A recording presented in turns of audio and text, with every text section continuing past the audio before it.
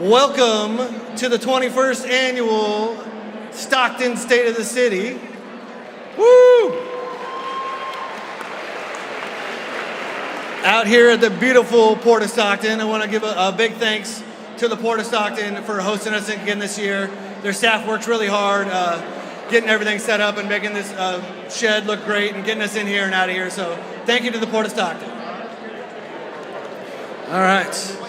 If I can have everyone's attention, we will get started with the program. All right. My name is Tim Quinn. I'm the Special Events Director and Leadership Stockton Program Director with the Stockton Chamber of Commerce.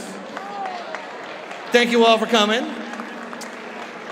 It is my pleasure to introduce you to our 2018-2019 Stockton Chamber President and publisher with the record, Dietrich Cannoli.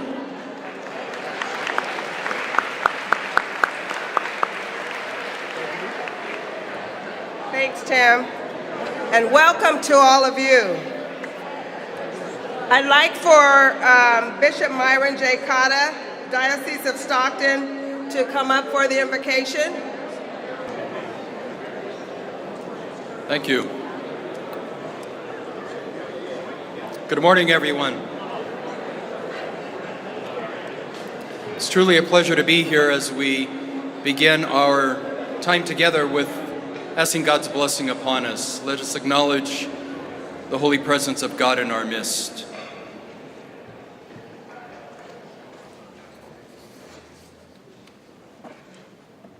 Let us pray. Heavenly Father, we give praise and thanks for your gift of mercy and abundant blessings. We give you thanks for the gift of life, health, and the graces necessary to fulfill our call in this life. We ask your blessings upon us as a community, and we are grateful for the opportunity to participate in ways that contribute to the building up of the community and the honor of bearing the responsibilities that it entails. Throughout this city of Stockton, we pray that you extend your hand of blessing upon her faith leaders. May we work in unity for the good of our community. Lord, we find in your holy word that citizens ought to obey the governing authorities since you have established those very authorities to promote peace, order, and justice. Therefore, we pray for our mayor, for the various levels of city officials, and in particular for all who are assembled here today. We ask you to graciously grant them wisdom to govern amid the conflicting interests and issues of our times. Grant them a sense for the welfare of our people, especially most in need. Grant them a keen thirst for justice and peace, confidence in what is right and good, the ability to work in harmony when there is honest disagreement, personal peace in their lives and joy in their tasks you have placed before them. Grant us the understanding of what pleases you, Lord, and what would benefit those who live and work in and around our beloved city of Stockton. God our Father, let us never forget that in all that we do, it is you who leads us. Lord, give success to the work of our hands. Give success to the work of our hands. Amen.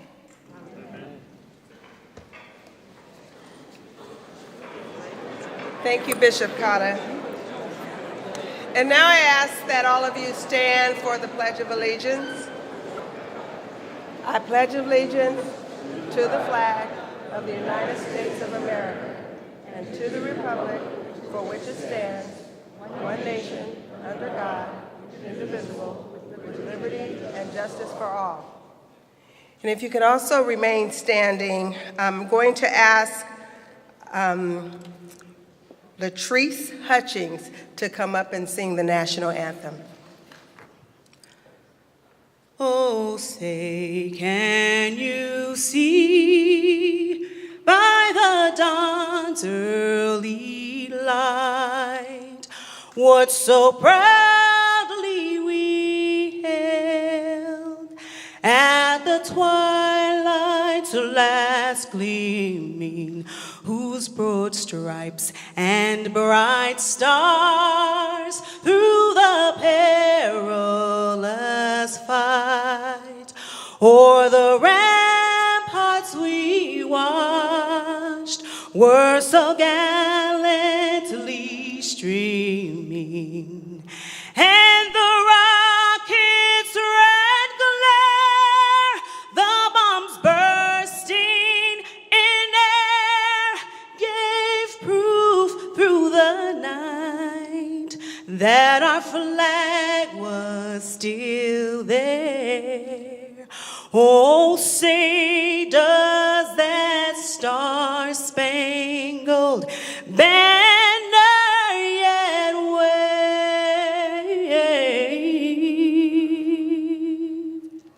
o'er the land of the free and the home of the brave.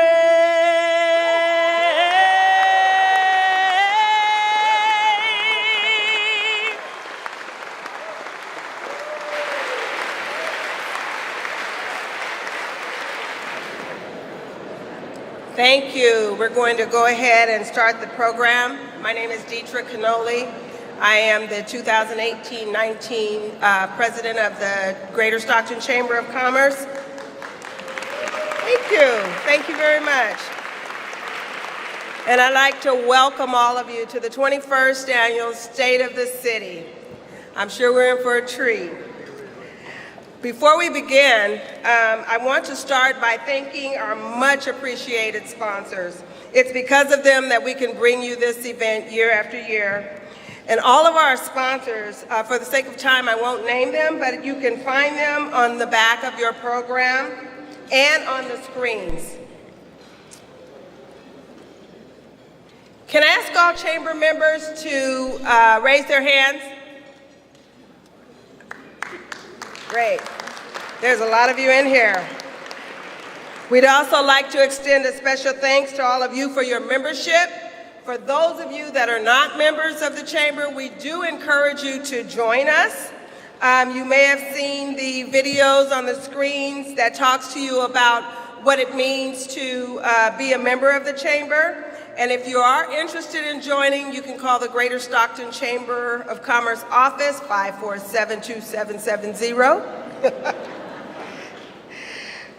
Okay, and so now we'll start the program, and I'm going to ask that the Port of Stockton Director, and past Chamber Member President, Richard Asheris, please come to the stage.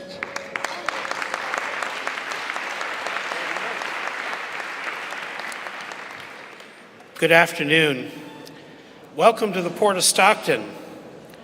One of the keys to the Port's success is our 7-member Board of Port Commissioners. They are all citizens of Stockton, with 4 commissioners appointed by the mayor and city council members, and 3 are appointed by the San Joaquin County Board of Supervisors. The Port Commissioners are appointed to a 4-year term and are responsible for setting the policies, budgets, and representing the Port at a variety of community and maritime events. I'm very pleased to introduce our Port Commissioners, beginning with our Vice Chairman, the CEO of the Financial Center Credit Union, and the 2018 recipient of the Goodwill Industries Helping Hands Award, Mr. Michael Patrick Duffy.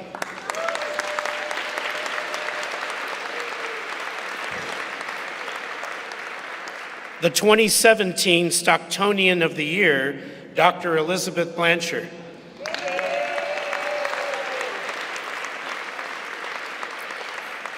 Partner in the law firm of Kroloff, Belcher, Smart, Perry, and Christofferson, Mr. Gary Christofferson.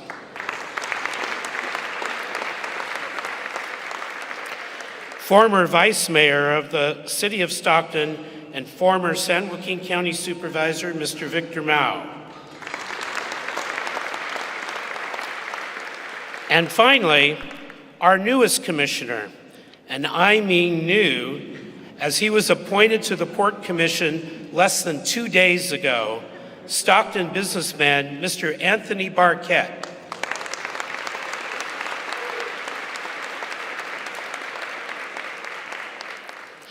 I'm now very pleased to introduce to you the chairman of the Port Commission, another Stockton businessman, Mr. Stephen Griffin, who will give you a report on the overall status of this great Port of Stockton. Chairman Griffin.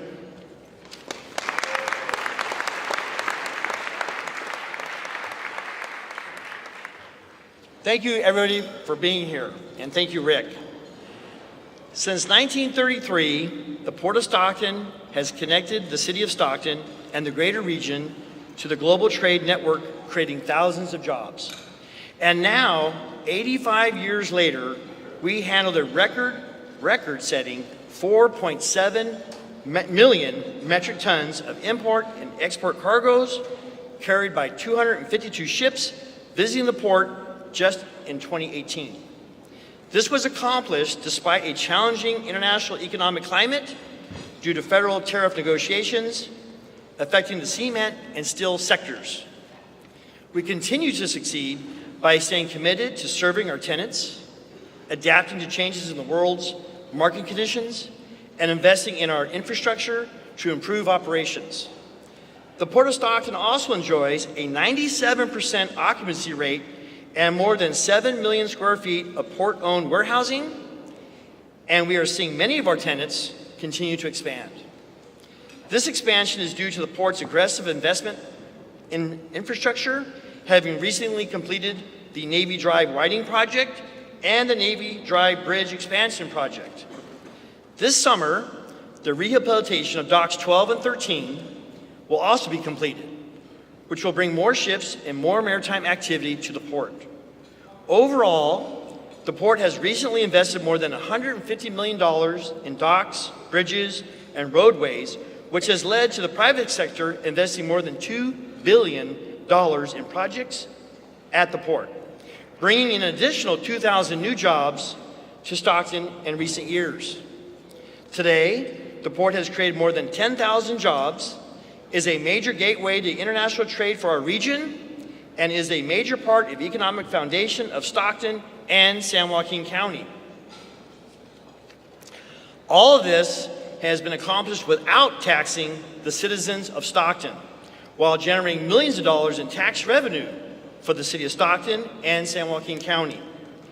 We are also heavily invested in our business community, as the port spent nearly $20 million on goods and services using local vendors in 2018 alone.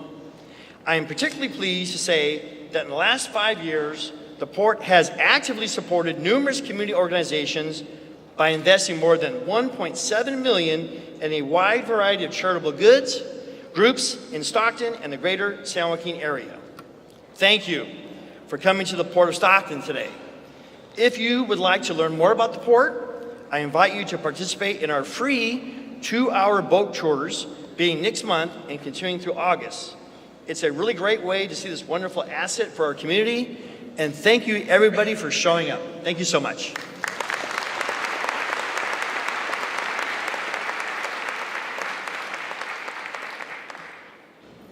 Thanks again to the Port of Stockton for helping us make this event very successful. They are actually with us every year after year. They provide the space for us, and they do an amazing job. So special thanks to the port. Before we bring the mayor to the podium, we have a special video recognizing 2 amazing women in our community. Dr. Kathy Hart of San Joaquin Delta College and President Pamela Ibeck of the University of the Pacific. Please direct your attention to the screens for a short video.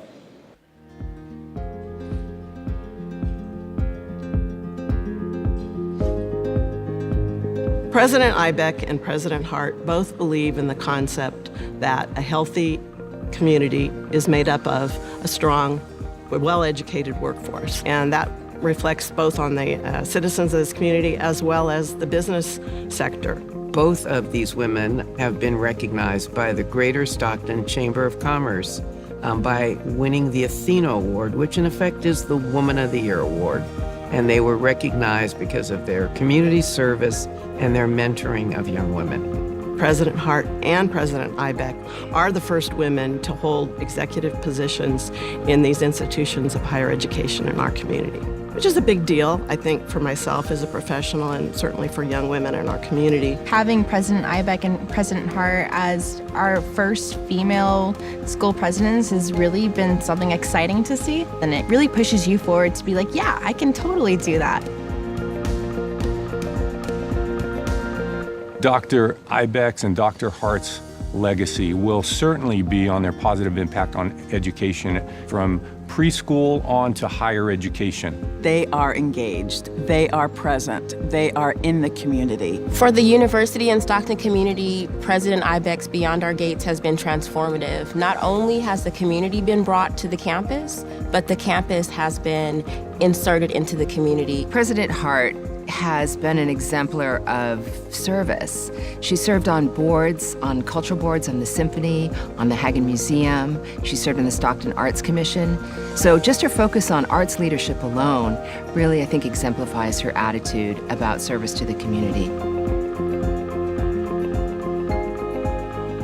It's been a pleasure to work for her and see the commitment that she's had in terms of strengthening the pipeline from high school to here at San Joaquin Delta College, but also what the pipeline looks like to help students transfer once they leave here to other four-year universities and more notably gain entrance into University of the Pacific. CIP's purpose is to take low-income students and first-generation students and bring them onto a college campus that they originally felt like they may not have been able to afford, or even it felt like it was out of reach. President Ibeck's support of the community involvement and program has been very strong. When I was at Delta, Dr. Kathy Hart was a strong supporter of EPIC. EPIC stands for Empowering Positive Initiatives for Change, and it is a learning community, and EPIC aims to provide more opportunities to students so that they can achieve their goals and broaden their horizon. Kathy Hart has been an extraordinary president of Delta College and has led it in a direction of strength and deep commitment to this community. President Ibeck, Pam, my friend, is a real champion of the community. This is a wonderful community, and it really deserves to be appreciated every single day in every single way.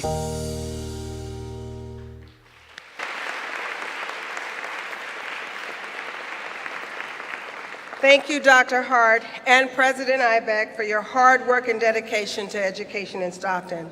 Both ladies, as it said earlier, are past Chamber Athena Award recipients also.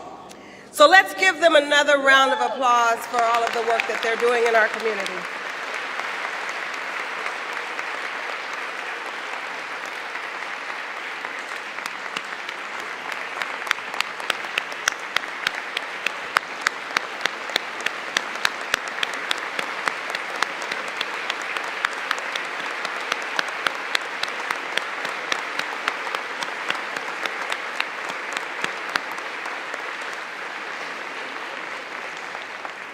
Great job.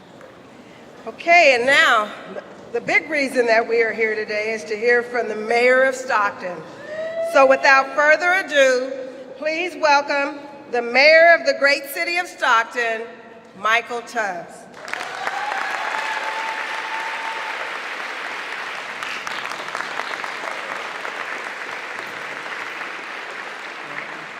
So before we start the State of the City address this afternoon, I want to make sure we give the keys to the city before. Because last year I was a little long-winded and everyone didn't see Vice Mayor Holman get his key, and I want to make sure we recognize the key to the city recipients at the first. So you just heard about the great work of President Ibeck and Dr. Kathy Hart, so I will first call them up to receive the key to the city for this year.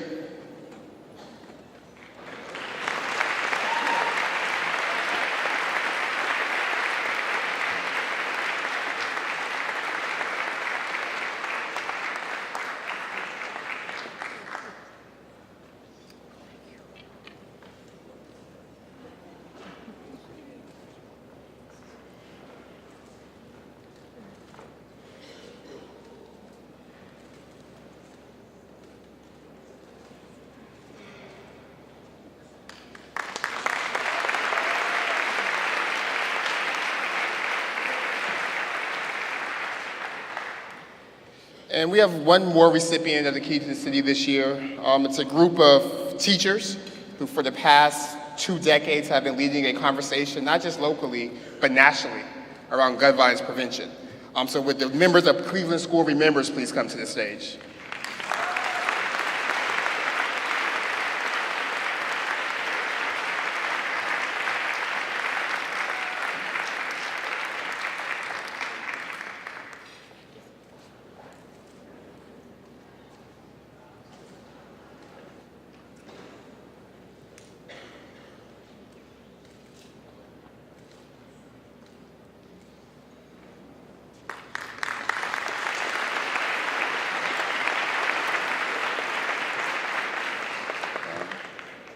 So with that, thank you so much to the Chamber and your leadership. Thank you so much to the young people who volunteered to help serve us food this afternoon. Thank you so much to you, Stocktonians, for the honor of the lifetime, to spend my late 20s and hopefully my early 30s as your mayor. I want to thank my family who's here today, my mom, my aunt, my grandmother, and also my extraordinary wife, Anna. I'm also excited to announce the doctor just told me last week that this is the first week the baby that we're carrying can hear, meaning that there's one speech at least baby Tubbs will enjoy, and probably the one he or she doesn't remember.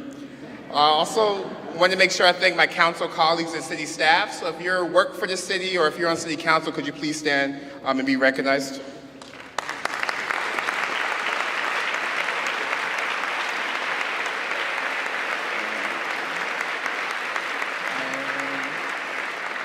These folks every day work tirelessly, oftentimes with not enough resources, too often probably with not enough sleep, but in doing the work necessary to create the community we all deserve. So I want to start by saying thank you all for your sacrifices, for your dedication, and for your love for this community that we all call home. This year is 2019.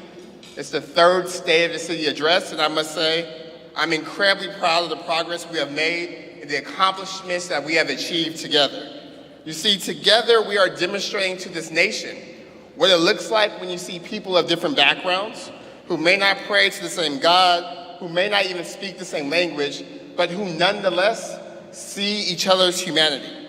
Together, we recognize the original people of this land, the Yukuts and the Miwoks. We honor their history and their enduring presence in the city. Together, Stockton, we are a mixture of white and Latinx and Asian and Black and Indigenous and Middle Eastern and more.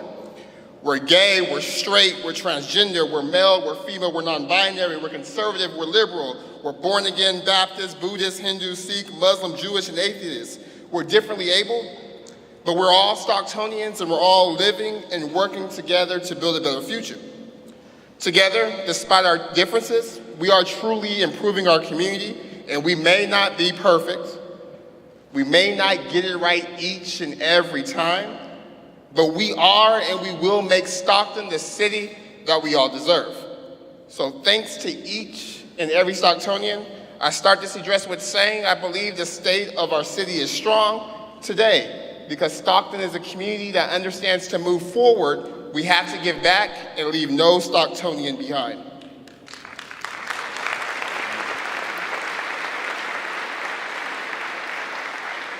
You see, what I love about Stockton is that in this community, we believe that if one person finds success in life, they need to reach back and help others to find success too.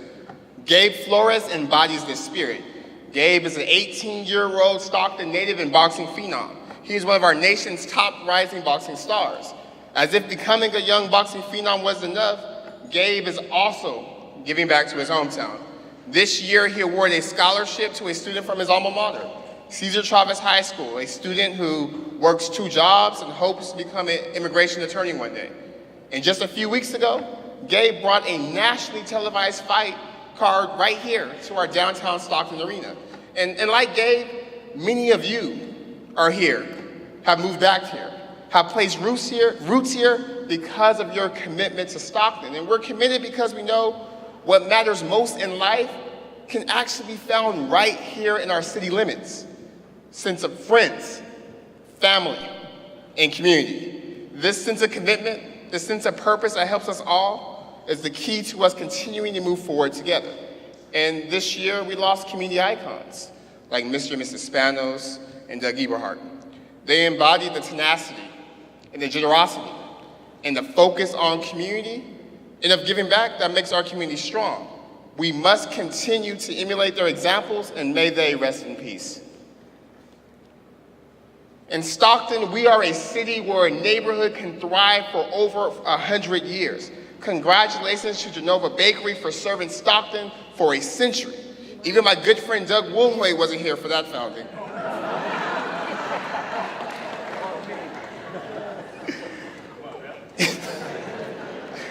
We are a city giving back through organizations like El Concilio, which just celebrated its 50th anniversary this year. And last year, when we learned that our neighbors up north in the city of Paradise faced the deadliest and most destructive wildfire in California history, Stocktonians gave back by raising over $100,000 to help those in need. Yeah, you clap for that, that's a good thing. Yeah, that's a good thing.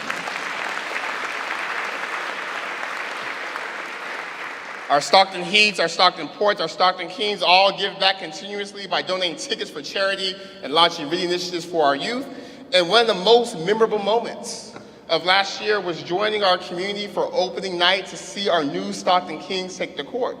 You could just feel a proud sense of community and pride throughout all of the city of Stockton that day. And that same night, we as a city gave back and came together again, this time in solidarity at the Temple of Israel, to mourn the 11 lives of our nation lost at the Tree of Life Synagogue due to white nationalism. Our newly opened PACE Center is giving back by providing our seniors with the resources to be independent. By June 1st, the center will be serving 65 seniors with the goal of eventually reaching 600 people and providing over 200 jobs. In this city, where our youth and seniors suffer some of the highest asthma rates in the state, and where a difference in zip code can mean a 10-year difference in life expectancy. The Rise Stockton initiative is giving back by working with community partners and residents in the neighborhoods most affected by pollution and climate change. By the end of this year, Rise Stockton will inaugurate 7 climate justice leaders, update the city's tree census, and complete Stockton's first sustainable neighborhood plan. Rise Stockton's efforts will prioritize development and infrastructure projects that achieve major environmental, health, and economic benefits in Stockton's most disadvantaged neighborhoods and position the city for millions of dollars in project funding, making Stockton a model for the state in terms of sustainability, green economy, and innovative technology. Rise Stockton will also partner and be a part of our community choice energy effort, providing local control and choice back in our energy marketplace. In a city where women face more hurdles here and suffer worse outcomes here than their sisters in other parts of the Golden State, we are giving back by hiring a grant-funded director of gender equity to ensure that gender equity lens is integrated in all of the work that we do. A special shout out to my partner, Anna, for her leadership on this effort.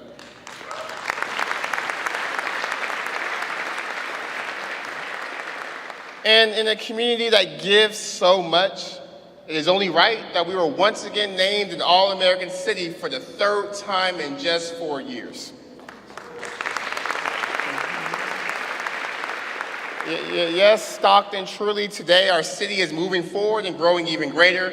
Amazon has provided 2,000 jobs to our region. Our airport will soon offer flights to LAX. And for the first time later this year, thanks to the efforts of Councilmember Jesus Andrade and his staff, the Hispanic Chamber of Commerce will host the 40th annual statewide convention right here in Stockton.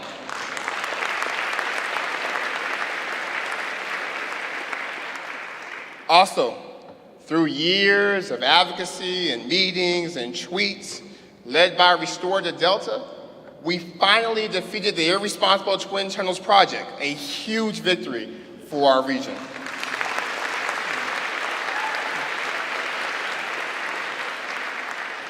So Stockton indeed is a city moving forward. We know it, we feel it, but let's not get it twisted. I harbor and we harbor no illusions. We also know that there's an incredible amount of work to do, work to be done, to build the community that you and I, that we all deserve. So let's start with public safety. Last year, we saw promising signs. we witnessed a 40% drop in homicides and a 30% drop in shootings, which illustrates to me that we can be a safe community.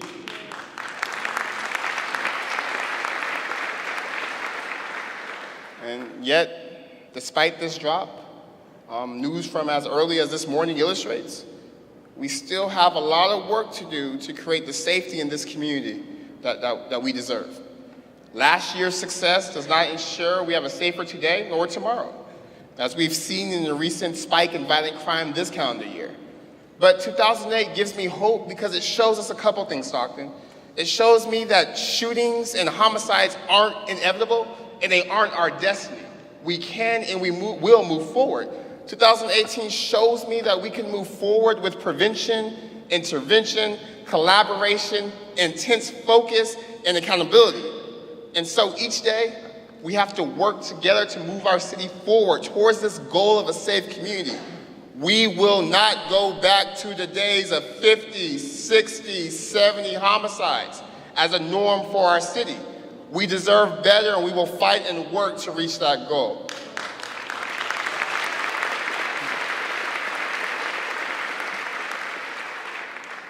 I am thankful that our police department, led by Police Chief Eric Jones, is helping us move forward by implementing policies that build trust between police department and the community.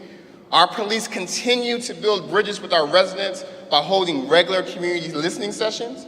In 2018 alone, our officers provided support to over 100 neighborhood and business watch meetings. And our police department continues to make it clear that our officers will not stop, detain, frisk, or arrest anyone solely based on their suspected immigration status. And today,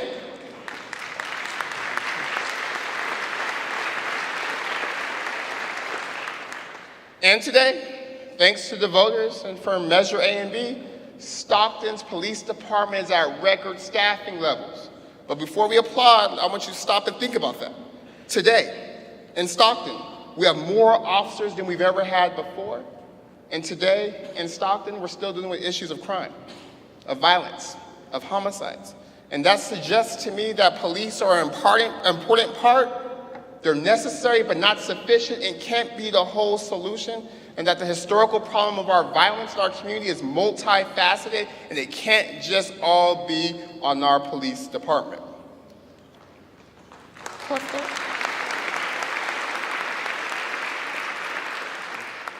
Since being in office, I've seen local community groups, parents, victims of violence, faith groups, nonprofits, and everyday people give back by trying to make our community safer.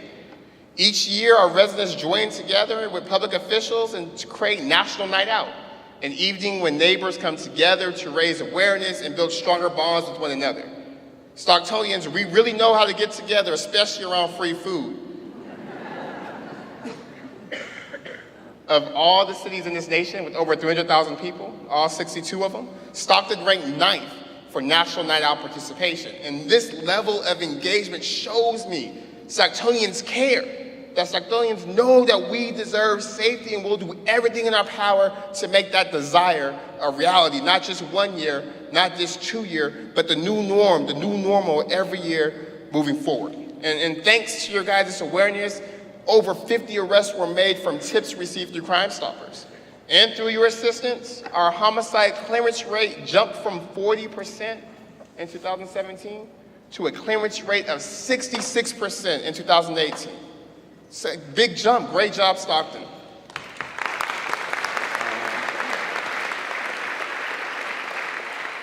And I know I'm a broken record on this point, but for all the shootings and the news of homicides we hear in our community, I want to keep it in perspective. Less than 1% of our population drives 70+% of all the violent crime in a city of 320,000 people. Less than 1% of that population drives 70 to 80% of our violent crime. And that's why groups and initiatives like the Ceasefire Initiative, like the Office of Violence Prevention, and like Advanced Peace are so important to help fill the gap, reach out to those guys, and do everything necessary to make our city safer. We have to continue the strategy we've enacted of identifying, using data, and having a serious conversation, one that has both carrot and sticks. The idea being that cops and law enforcement and jails aren't going anywhere. If you are convicted of a crime, you will do time, but also knowing that there's people in our streets every day who are most likely to be victims or perpetrators of violent crime, and while law enforcement does their thing, the community must do their thing and ensure there's opportunity for those who definitely want a second chance. And our folks, our peacekeepers and our outreach workers have done that. Over the past year, they've had over 100 conflict mediations. These mediations help to make us all safer. And I'm also proud to say our district attorney has taken a leadership role in ensuring that those who were victimized by the war on drugs now get automatically expunged. So after they serve their time, they're able to contribute to our community and not walk around branded as a criminal and a felon forever. Again, violent crime in Stockton, it is not an easy challenge. And that's exactly why it's a challenge we have to accept. We won't make excuses, we will not give up, and we will join hands rather than pointing fingers to create the safety we all deserve. We have to hold each other accountable and again, demand the safety that's not nice to have, but safety, frankly, we deserve as human beings in the richest and most prosperous nation in this world. And 2018 was also the busiest year on record for our fire department with nearly 49,000 calls for service. With just 12 stations and a little over 50 firefighters, we are one of the busiest fire departments in this nation. And not only did our firefighters work to keep Stockton safe, but they also assisted in both the Ferguson and Camp fires. Our local 456 is dedicated again to move our city forward by giving back. And through their efforts, they've raised tens of thousands of dollars for charity. And they were one of the first groups to step up and help the city of Paradise. Truly, I am grateful for everyone that serves Stockton by keeping it safe. They have a difficult job, but we can make their job easier by making sure we do ours.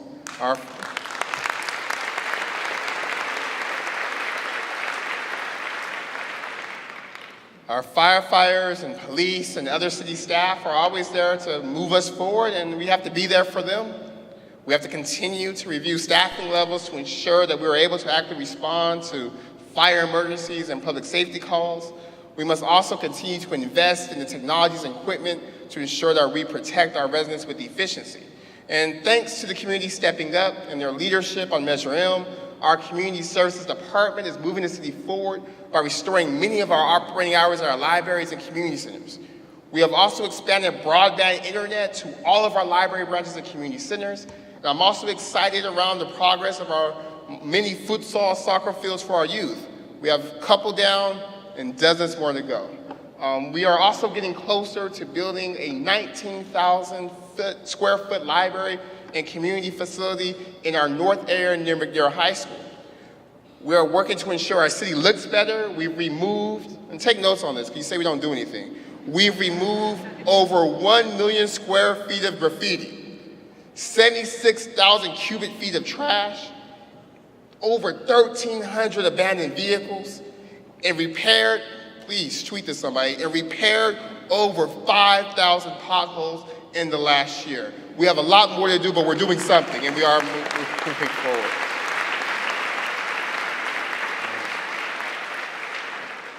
We are working hard to clean up blight in our city, but we also cannot ignore the makeshift tents and coverings being used as shelter all throughout Stockton. Like many cities across California, in Stockton, we are indeed experiencing a homelessness, not problem, but a crisis, a homelessness crisis. Recently, the City Council and I joined the public for annual homelessness count. The results showed that we have over 2,600 individuals experiencing homelessness in San Joaquin County. Over 2,600 might sound like just a number to many, but that number represents over 2,600 individual real lives of human beings just as worthy as you and I. That number represents people working full-time, but still living in their cars because they can't afford rent. That number represents dozens of children who go to sleep every night on our streets. In Stockton, we did not create many of the factors that result in homelessness. We didn't design a system where wages are too low and rents are too high. But we must do our part to alleviate the burden of homelessness for as many people as possible. And we understand that homelessness isn't just a Stockton issue, it's a state issue, it's a regional issue, and other cities are also impacted. And due to this fact, the county has been taking a leading role in administering the majority of services and programs that help our homeless population. And rather than pit city against county or city against city, collaboratively we worked together to ensure a new position was created to oversee all the collective efforts around homelessness. Think of that. For the past 50 years, at least the 29 years I've been here, homelessness has been an issue in Stockton. It's only been in the last year and a half that we have a person with a job to address that issue. And that suggests to me that we have a lot of work to do, but we're making light speed progress compared to what we've done in the past. And through this partnership, we've been speaking up and asking for support from our federal and state partners in a unified voice. Recently, my office partnered with Supervisor Kathy Miller in the Department of Housing and Urban Development to host a summit focused specifically on our homeless youth, many of whom are kicked out their homes for being LGBTQ. More than 200 local, state, and federal officials from throughout California attended the summit to do the hard work of ensuring that folks have the dignity of housing in this community. And again, I know I'm in conversations all the time. People are tired of talking, and people are tired of meetings, and no one attends more meetings or has to speak more than me, so no one's more tired than me of those two things. But I would also argue that we can't just go at this blind.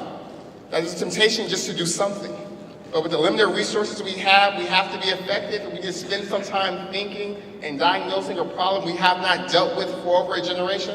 I said a couple weeks of intense planning is necessary to bring the solutions in housing and transitional housing and permanent supportive housing we all want to see. And through these partnerships, we're seeing signs of success. Last year, HUD approved $4.4 million in funding to address homelessness in this county.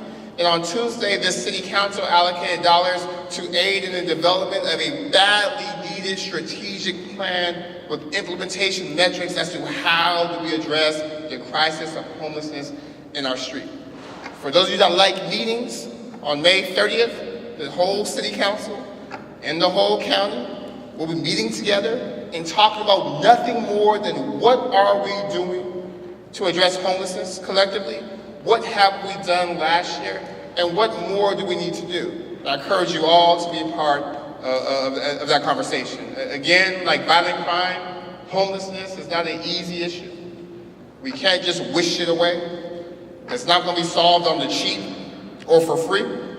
But if it's indeed a priority for this community, we have to marshal the resources, we have to marshal the public will, the political will, to show not just the city, but the state, what can be done to address the crisis of homelessness we have running rapid through too many communities in this nation. And to do that, we also have to amplify community partners who support these families. That's why I'm proud that many members of our city council committed direct discretionary dollars to support the Stockton shelter's most pressing needs, like termite tinting and security cameras. And that's why I'm pleased to announce today that my office will expand rental assistance in Stockton.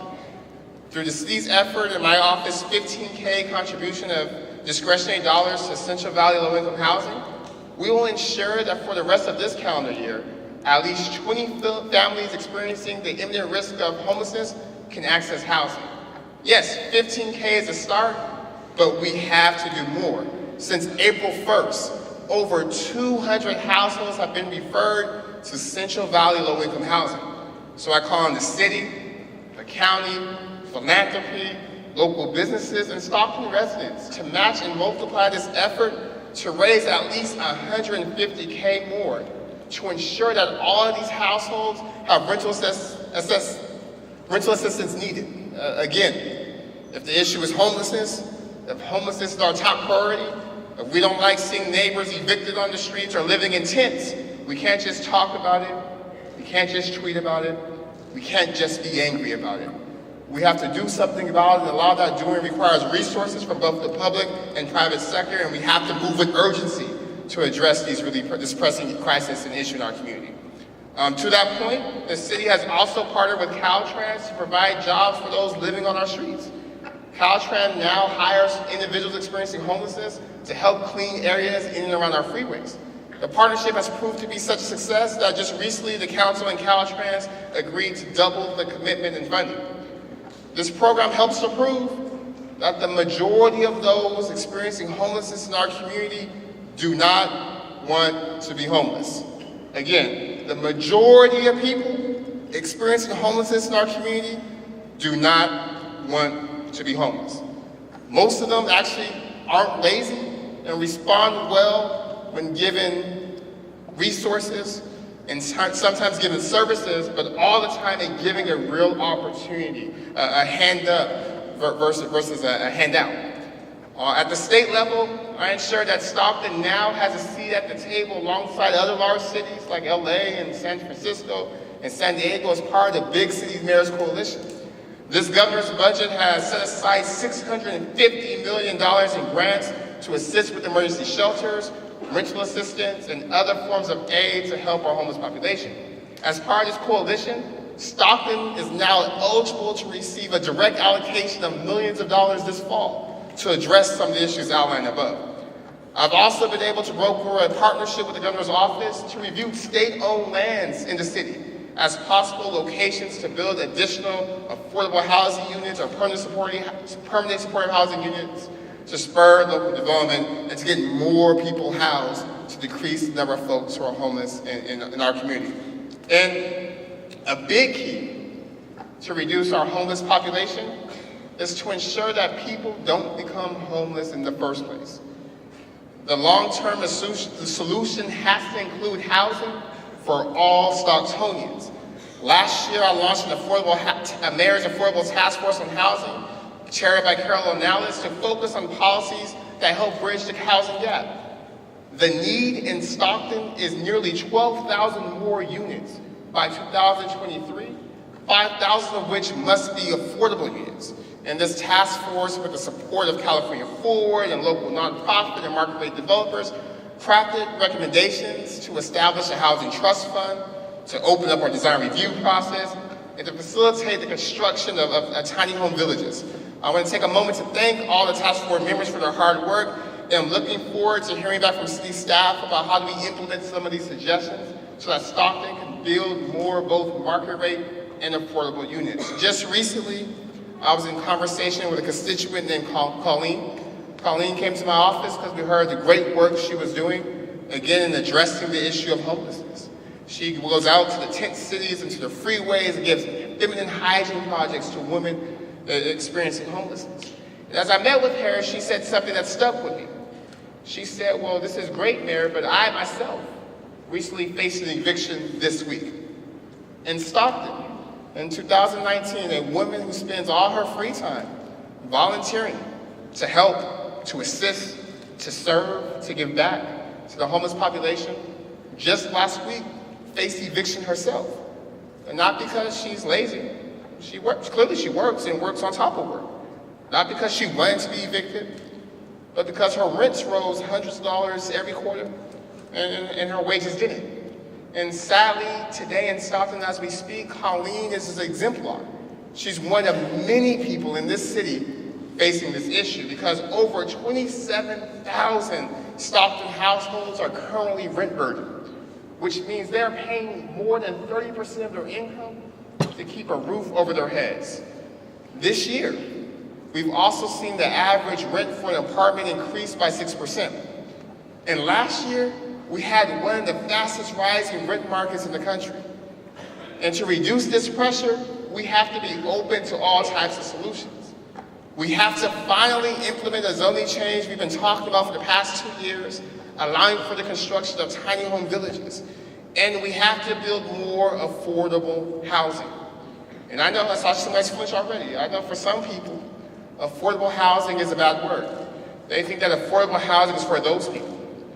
But the truth is this: in Stockton, the community you live and work in, nearly 65% of all people who rent cannot afford the average cost of a market rate apartment.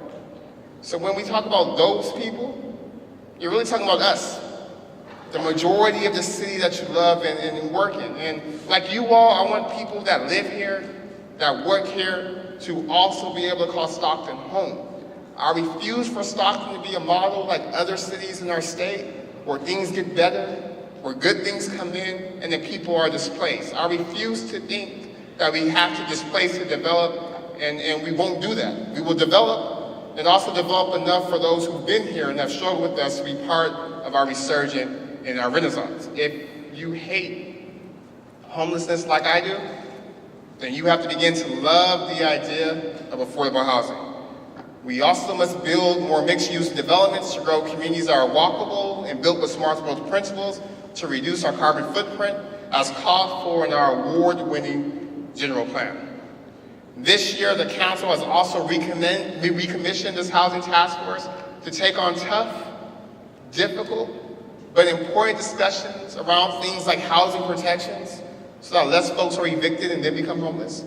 To have tough, difficult, but necessary conversations about whether we need to do something about these rent increases. To have tough, difficult, but necessary conversations about policies that guarantee that all walks of life of Stockton can grow and prosper together, not apart. Again, these conversations won't be easy, but if you know anything about the past 2.5 years, I don't shy away from difficult conversations if they're needed, and we will be a model for this state about how do you make sure you build a community where everyone can afford to live, whether you're the mayor, whether you're a millionaire, or whether you're an Uber driver, that everyone should have housing in their community that they can afford to live in. And far too many of folks who are homeless in our community today are veterans. They've served our communities, they served our country, but in return, we haven't always served them as well. The good news is this. Last year, our homeless veterans population dropped by 12%, and it's a positive sign and a sign that we could do just as much, if not better. And working with our partners in the county, it is our goal to end veterans homelessness in the city of Stockton by 2025, and we will need help from each and every one of you to do it. But I believe if we make this goal a priority, we'll truly get there. And I also want to commend the Housing Authority and the county for working to build a 49-unit development aimed at providing a place to live for our veterans, known as Victory Gardens.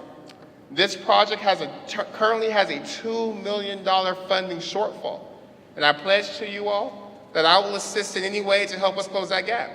I imagine that everyone in this room, in government and outside of government, will also join me in that pledge in figuring out how do we help close the funding gap to help 49 folks who are homeless in our community today, who are veterans, move to permanent supportive housing.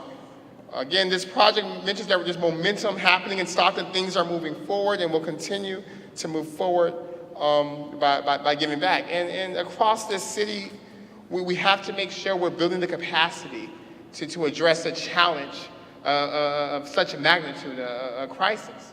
As a city, we have to look in between seat covers and then couches and find resources to either help affordable projects pencil out through a housing trust fund, and also to help build staff capacity so when folks come in with housing projects for folks who need housing today and not 4 months from now, that they're able to get the ball moving a little bit quicker. So again, this I know is a long 15-minute segment on housing and homelessness, but I also know folks have questions about what's being done, how are we doing it, what's the plan. So when you go home, when you go on Facebook, share a whole lot, housing, affordable housing, partnership with the states, that we're moving and working and doing everything we can to ensure that folks in Stockton aren't experiencing homelessness at the epidemic levels we see today.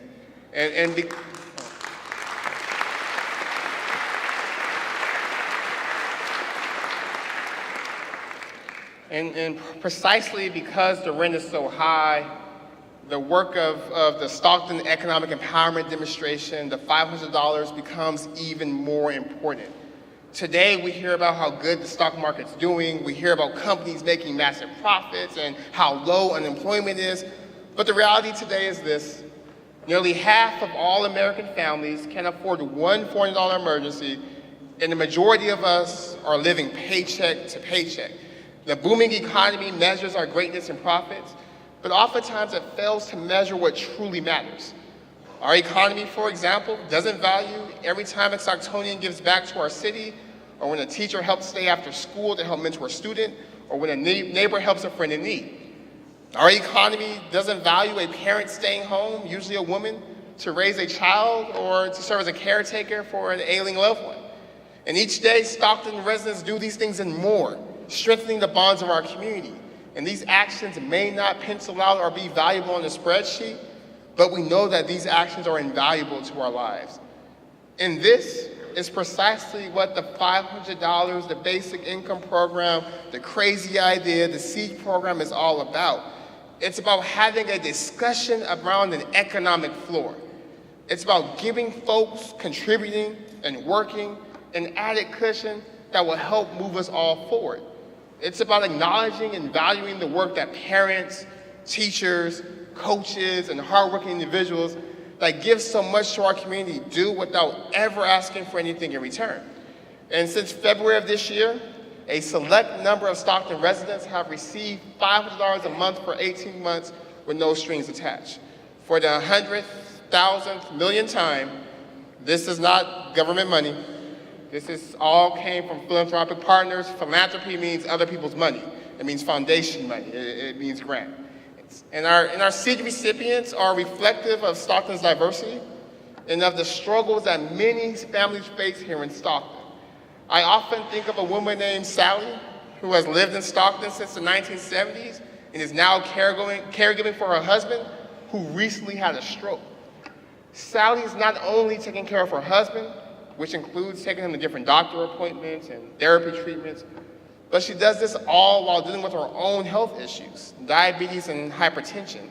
Sally said that the funds that she is receiving from the program aren't helping her pay for drugs, aren't helping her go to Jackson, aren't helping her be lazy and stop taking care of her husband, but are helping to pay for things like medicine, like her rent, like medicine, like electricity. And Sally's just an example of many Stocktonians who face really daily struggles, not just here in Stockton, but also around this nation. So I hope that this program continues to spark a dialogue in Stockton and in this nation, and make sure that Stockton's front and center for this important discussion. The discussion being, how do we make sure the economy is working for the people who are working to make the economy? And throughout our history, ideas like Social Security, ideas like public university, even the concept of no child labor and the weekend, these were all thought to be radical, crazy, socialist ideas. But now they've become bedrock American policies. And for now, the idea is spreading. Cities like Newark in New Jersey and Chicago, Illinois, have reached out and have established their own task forces to figure out how they implement a similar program to the program right here in Stockton. In fact, our Senator Kamala Harris has introduced a Lift Every American Act, which proposes giving $6,000 a year to every family in America making $100K or less. $6,000 a year divided by 12 is what? $500 a month. Sounds a bit familiar, doesn't it?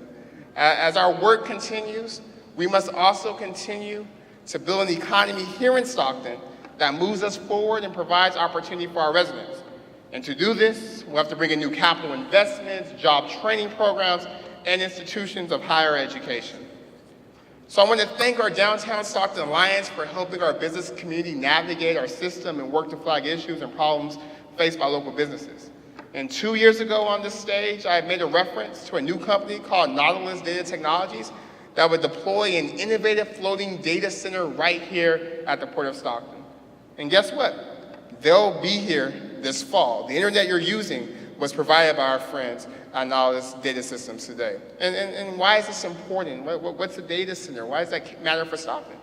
Well, data centers increase the pool of skilled workers and often attract additional centers or partner businesses.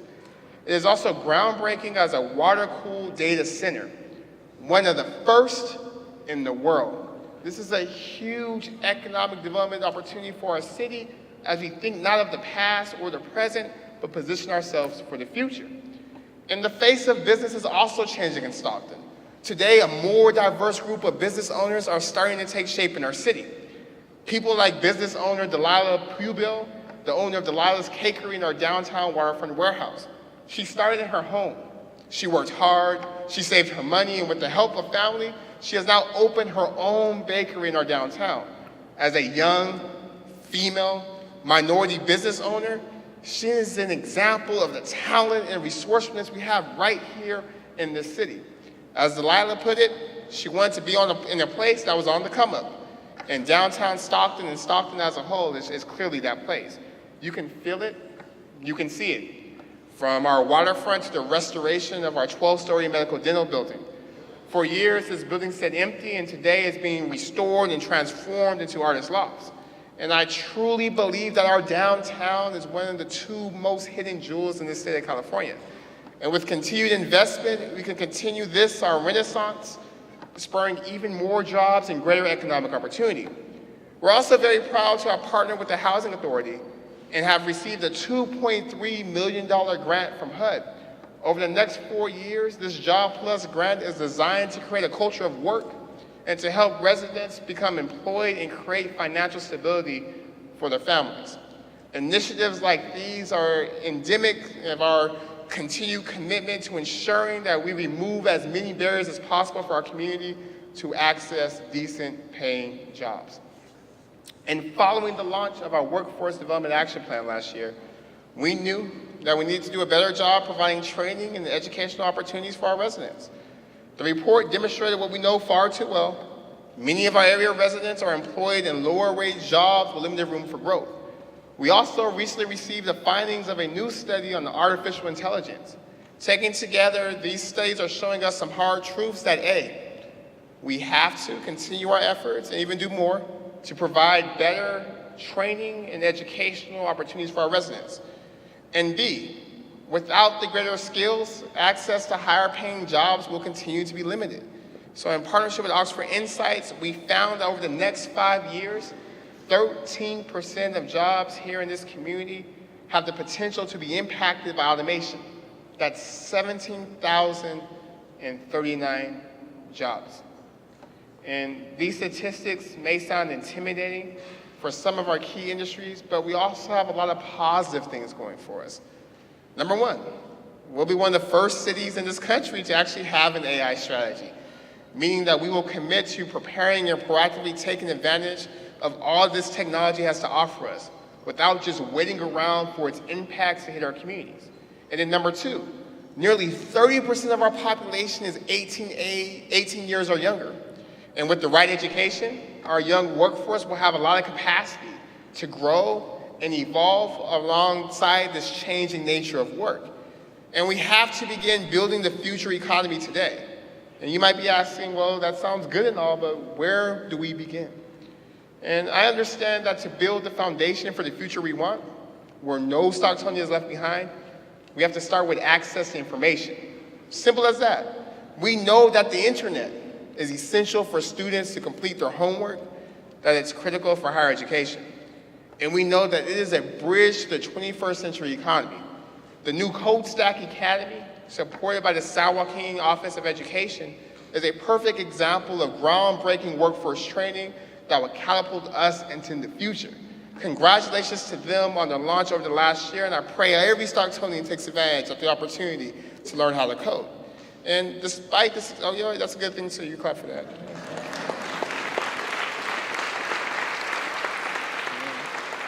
And despite initiatives like Code Stack Academy, today far too many Stocktonians are left without access to reliable and fast internet.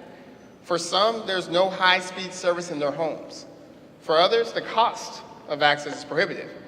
In fact, in our town, approximately 50% of Housing Authority residents at Sierra Vista don't have access to internet at all in 2019. My good friend Sammy Nunez from Fathers and Family reminds me that nothing about us without us can be for us, and as we build for now, we have to build for the future, and opportunity zones seems to be a tool or a key to get us to that goal. Recently, Stockton has been at the forefront of a national discussion about opportunity zones and investing in economically distressed communities. When it comes to opportunity zone investments, I want everyone to know that we are committed to making Stockton a blueprint for opportunity zones done right. by investing in our small business community and supporting local startups like Air Tutors, founded by Hassan Ali, a Stockton native, an Edison High graduate, and a Cal graduate who came back. I'm also excited to introduce today Launchpad, a national co-working company based out of New Orleans that has chosen Stockton as their next market for expansion. Supporting this entrepreneurial ecosystem, however, will rely on building a robust digital infrastructure because we envision a Stockton where everyone is connected. Over the past several months, we've been working with a company called Neighborly to help usher in a new community fiber network called Stockton Fiber. This would deliver lightning-fast, responsive, stable, and affordable internet connections for every home, school, library, and community center across the city. You see, Stockton Fiber has the potential to connect Stockton to the future and will also create a great opportunity for service providers. We want ISPs and other digital service providers to also help in this transformation of Stockton to push us into the 21st century. And what digital service providers would you like to provide? Internet, telehealth, entertainment. And for the public, if you would like to learn more, you can go to stocktonfiber.com and fill out a survey, because we have to pull together to make our connected future a reality. To compete in this new economy, we have to make sure we attract and train high-quality talent, and again, opportunity zones can help us do that. I foresee opportunity zone investments for workforce and teacher housing. I can see opportunity zone investment being used to invest in our green economy that can help us move towards a zero-emission city. And I promise y'all I'm almost done, but so much good stuff is happening. You see, these opportunity zones aren't just a way to invest in land or in buildings, but are a way to invest in our people. We can leverage opportunity zones to ameliorate the structures that create the necessity for an opportunity zone program in the first place. And we're also thinking in terms of equity and leveraging the other green economy, cannabis. In addition to dispensaries and cultivation, Stockton has also approved manufacturing, testing, delivery, and distribution. We've coupled all of this with an equity program so that residents from communities that have been historically impacted can compete on a level playing field. And because we want that playing field to feature high-wage, skilled jobs, we will explore reducing fees and taxes on new testing facilities that will draw top jobs to Stockton in the field of STEM. And to truly move Stockton forward, as we look long-term, we have to have a vision that can uplift us economically, improve our educational attainment, and drive industry. And that vision is to bring a CSU, a California State University, right here to Stockton.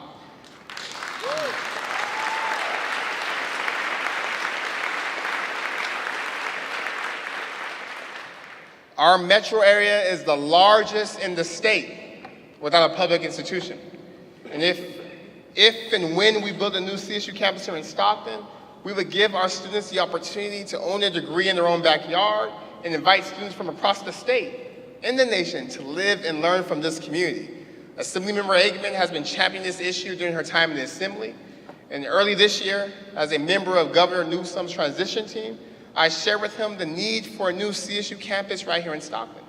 The governor listened, and thanks to his leadership, he set aside $2 million to plan for an implementation of a potential CSU site here in Stockton. And although we have an incredible moment, Stockton, we must and have to make the case as to why the next CSU campus should be built right here in Stockton. I recently had a meeting with the CSU chancellor, and that was one of the first questions I received. Is your community ready? Are your students ready? Are you guys doing everything on your part to ensure that when the CSU Stockton is built here, that the students ready to go? So to make this case, there's 3 things we have to do as a community today to build a true culture of college and career success across our city. Number 1, this year we were able to give over 1,300 scholarships to students through the Stockton Scholars Program. This program was funded with a $20 million generous grant from the Spiegel Family Fund, a family that doesn't live in Stockton, doesn't have roots in Stockton, doesn't have a business in Stockton, but somehow found Stockton as an important place to invest. Since then, local people and businesses like the Spanos family, HealthNet, and the Duffy Family Foundation have contributed over $1 million. But 1,300 scholarships is great for students going to 2-year schools, 4-year schools, or trade schools. But every student in every district in our city deserves this opportunity. We're off to a great start, but it will cost an additional $2 million a year, every year, to cover every student in every district that calls Stockton home. And as a community, if this is important, if we want to see CSU, if we want every kid to graduate knowing that there's something invested in them, we have to have a conversation about how do we marshal the resources necessary so that every student in Stockton is given the same guarantee as given to every student graduating from Stockton Unified.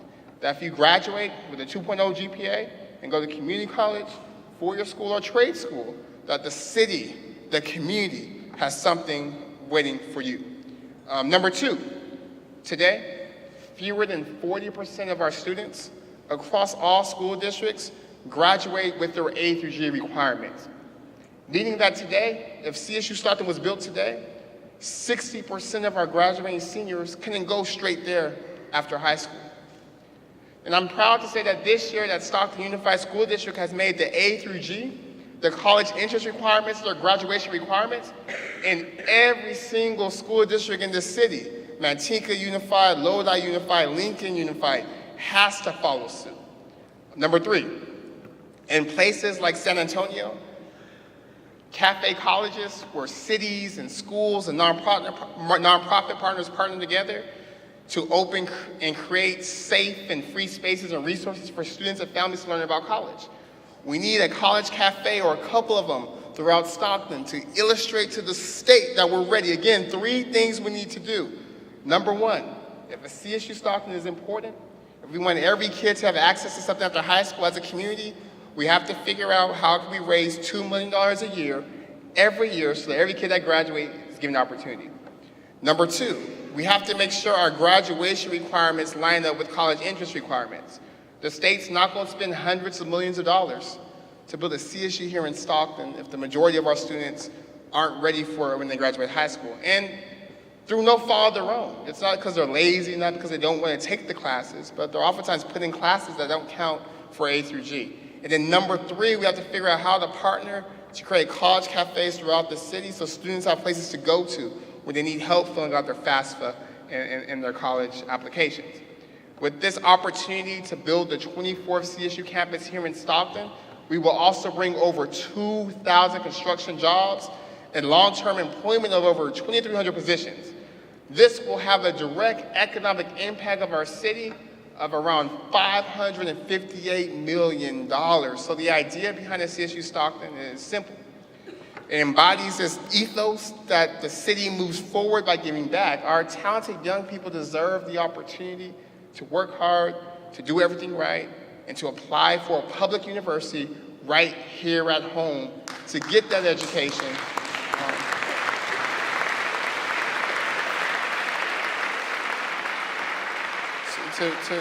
To get the education, to stay and give back, because that's what being a Stocktonian is all about. In the most recent revise of the governor's budget, the governor included $50 million to start childhood savings account pilots in cities throughout the state, to support families to build assets necessary for their children to get their post-secondary education. In Stockton, we have to position ourselves to compete for these funds and explore what a childhood savings account could look like in Stockton, as this is an opportunity to double down on our commitment to develop a career pathway for our kids, to establish a college-going culture in our city, and to invest in our young people at their earliest possible stage. We should work to partner with agencies like First 5 in the state to create at least 1,000 of these childhood savings accounts over the next 5 years. And in Stockton, we must also be a community that moves forward by providing both a cradle-to-career pipeline for students, but also a pathway for young people to come back and to serve. Great cities like ours build pathways for folks who leave the community to come back and serve. And today, I'm excited to announce that we are creating a path for Stocktonians to serve their city and to change education outcomes for students in Stockton by launching a first-of-its-kind Stockton Service Corps. Over 20 years ago, the federal government launched the AmeriCorps program to make it possible for adults to help others meet critical community challenges. In exchange for contributing time, AmeriCorps Fellows receive a stipend, leadership development, deeper connection to a community, and a valuable education award to fund college. Thanks to our collective work to harness a full cradle-to-career strategy, Governor Newsom and California Volunteers Commission has chosen Stockton as the first city to implement a full California for All AmeriCorps strategy and to provide resources for up to 100 service fellows each year to support academic outcomes in our school. Our service fellows will help teachers and school staff build students' social emotional skills, impact third grade literacy rates, and ensure that our students are ready to attend and complete college. We are able to launch this effort thanks to a bold investment from our state. They saw Stockton's potential and decided to invest $12 million over the next 6 years to fund these fellowships.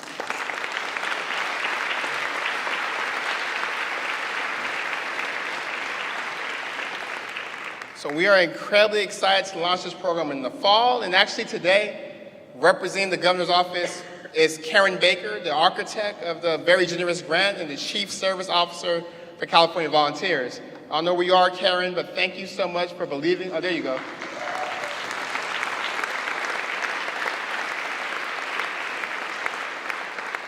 Thank you so much for believing in our community and for putting your money where your mouth is in terms of I think Stockton can be better, and here's $12 million to help you guys do it.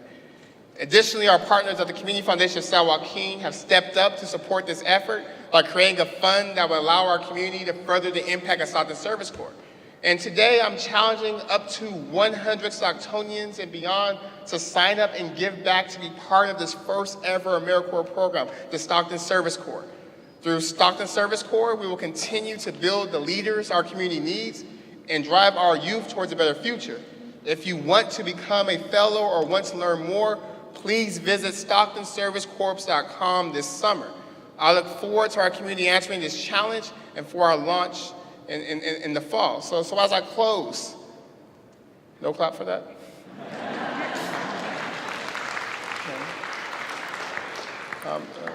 So as I close, the partnerships and the acts of kindness that I see happen each and every day in our community of neighbors, of friends, of families, of teachers, of mentors, of folks all coming together to help others is what makes me most optimistic about the state of our city and where our city is headed.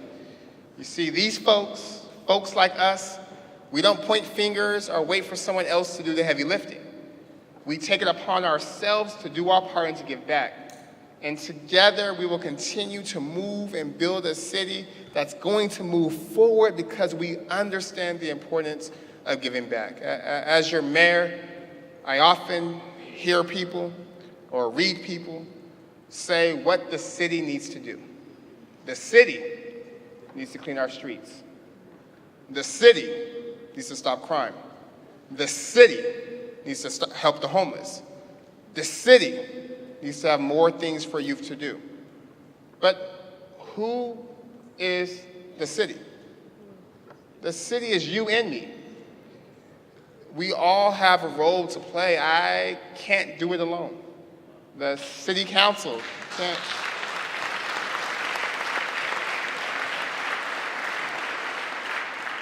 The city council can't do it alone. The police department can't do it alone. The school district can't do it alone. We all have a role to play. So let's keep holding each other accountable because we need each and every person in Stockton unified, focused on the future and not the past to continue to move this city forward. So indeed, it is a special time to be a Stocktonian. And all the work we do, and all the policies we pass, and all the grants we get, and all the gains we make, we're doing it knowing that we have to rise all together. And the key to our continuing success will be to see each other as a solution and not as a problem. The key to our continued success will be to love our neighbors and other neighborhoods like we love ourselves. The key to our success will be to understand that the people in our community who struggle not because they're lazy, not because they're not talented, but rather oftentimes because there are real systematic barriers that inhibit folks from reaching their full potential. The key to our continued success will be the continued recognition that today is not destiny and that we have agency to change things. The key to our continued success will be in realizing that it is unacceptable that today in Stockton, there's a 10-year difference in life expectancy between 95205 zip code and 95219 zip code, two zip codes in the same city, 9 minutes away from each other, with a 10-year difference in life expectancy. And the key to our success is not just thinking and debating the problem, but understanding we have a mandate and a moral responsibility to do something about it. We'll continue to move forward together when we see our plight and the plight of a single mother working 2 jobs and grappling with rising rents. That we see our success when we see success in small business owners thriving and being entrepreneurs in our community and taking risks and bets on our community. We will see our success that when we see a young person that is able to afford higher education, no matter what school he or she goes to, no matter what school district he or she attends, and that we recognize in that moment our own opportunity expands even if we're not or our kids aren't the ones receiving said scholarship. We will continue to progress and grow and move forward as a community when we realize when there's a vigil for a senseless act of violence in our community, that the pain of that family is our pain, and that the trauma is collective. That when the Ports or the Kings or the Heat win, we all win. That when Gabe Flores wins a fight or Hey Baby goes viral, the entire city shines. That when there's a kid in South Stockton or Kelly Drive or Kentfield or Lewis Park or townhomes living in poverty, that kid is important and we'll be wise to invest in that kid because he or she can literally become your next mayor. You see, we all rise together. We fall together. We are knitted together in community, and the state of our city will continue to be strong as we see ourselves and our common humanity reflected in each other. Thank you.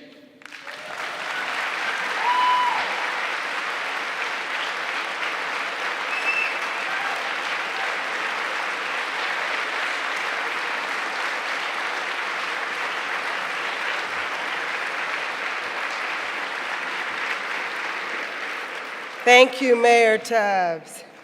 And judging by the round of applause that you just received, I think you can rest assured that all of us present and those who will see the media coverage all look forward to a better and stronger Stockton as we all work together as one to make that happen.